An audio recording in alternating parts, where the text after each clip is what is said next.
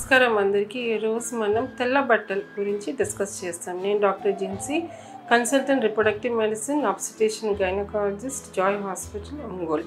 So కామన్గా అడిగే ఒక క్వశ్చన్, మేడం మనకి తెల్ల బట్టలు అవుతుంది, అది ఏదైనా ప్రాబ్లమా? యాక్చువల్లీ లేడీస్కి తెల్ల బట్టలు అవటం మామూలే. అది వాళ్ళకి బాడీస్లో కొన్ని హార్మోన్స్ ఉంటాయి. సో ఒక ఫేస్లో ఒక రకంగా ఉంటుంది, ఇంకొక ల్యూటియల్ ఫేస్కి ఇంకొక రకంగా ఉంటుంది. కానీ దాంట్లో దురద కానీ జీలా కానీ అలాంటి ఏదైనా కాంప్లికేషన్స్ ఉంటే అది మటుకు మనం ఇవాల్యుయేట్ చేసుకోవాలి. సో ఇంకొక విషయం ఏంటంటే, ప్రెగ్నెన్సీలో మనకి ఇదే హార్మోన్స్ కానీ సూప్రాఫిజియాలజికల్ లెవెల్లో ఉంటుంది, ఇంకా ఎక్కువగానే ఉంటుంది. సో దాని టైంలో మామూలుగానే కొద్దిగా ఎక్కువగానే వస్తుంది. కానీ ఎప్పుడు మనం అలర్ట్ అవ్వాలంటే, దానిలో కొన్ని పేషెంట్స్ వస్తే మనం ఎస్పెషలీ డ్యూరింగ్ ప్రెగ్నెన్సీ అది జిలాగా ఉంది, దానిలో కొద్దిగా పెరుగులాగా పడుతుందంటే అదొక ప్రాబ్లమే. సో అదని మనం పర్వజాన్లు ఎగ్జామినేషన్ చేసి, సో అదని ఎస్పెషలీ ఇన్ ప్రెగ్నెన్సీ లేకపోతే ఉమ్మినీరా లేకపోతే అది ఫంగల్ ఇన్ఫెక్షన్ మనం రూల్ అవుట్ చేసి దానికి తగిన ట్రీట్మెంట్ చేసుకోవాలి. ఒకవేళ మనం ట్రీట్మెంట్ చేయలేదంటే ఏమవుతుందంటే ముందు డెలివరీ అయిపోవటం, సో ఇలాంటి కొన్ని కాంప్లికేషన్స్ ఉన్నాయి.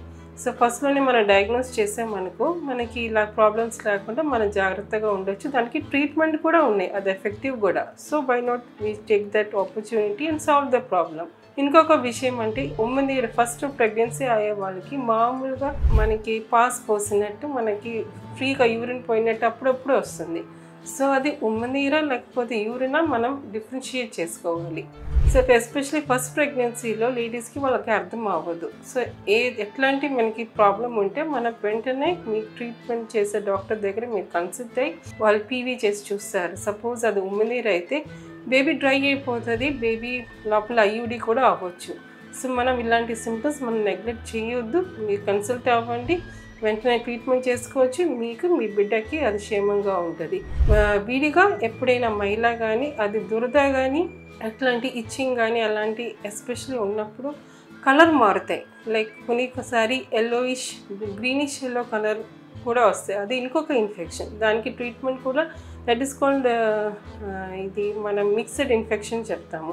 సో దానికి కూడా ట్రీట్మెంట్ చేయాలి. ఒకవేళ మీ పార్ట్నర్కి కూడా అలాంటి ఇన్ఫెక్షన్స్ ఉంటే అది కూడా మనం మెయిల్ డాక్టర్ కన్సల్ట్ అయ్యి వాళ్ళు చూపించి వాళ్ళు తీసుకుంటే వాళ్ళిద్దరికీ లాంగ్ టర్మ్లో బాగుంటుంది. Thank you.